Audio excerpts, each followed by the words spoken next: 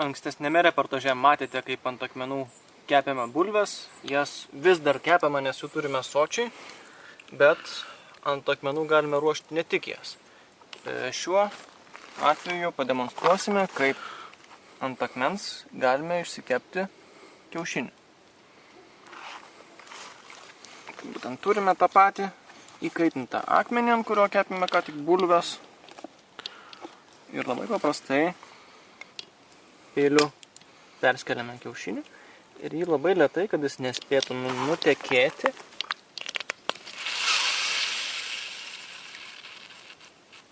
išleidžiame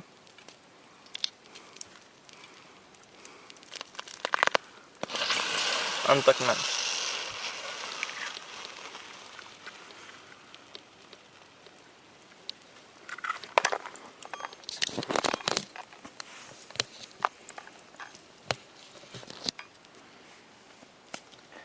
Akmuo labai karštas, todėl kiaušinis iškeps turbūt per pusę minutės, per kelias dešimties sekundžių.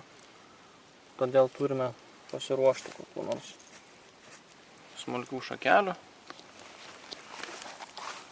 Turime tų pačių, kuriamis valėme akmenis, kad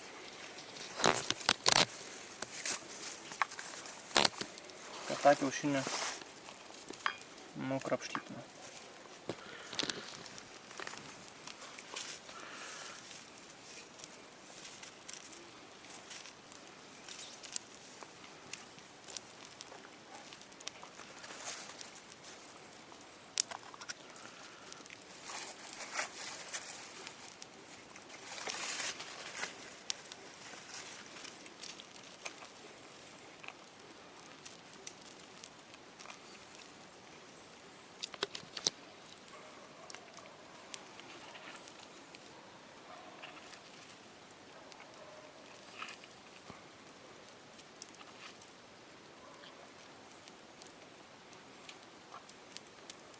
Ir ką, greitai iškeptas kiaušinis, indelyje, kuriame jis pats ir buvo.